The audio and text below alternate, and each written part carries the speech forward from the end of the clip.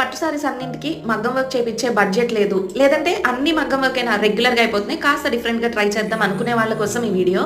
Last వీడియోలో ఈ blouse పెట్టేటప్పుడు ఈ ఫ్యాబ్రిక్ గురించి డీటెయిల్స్ చెప్పండి అన్నారు కదా. ఇది వచ్చేసి టిష్యూ ఫ్యాబ్రిక్, మనకి వర్క్తోనే వస్తుంది అనమాట.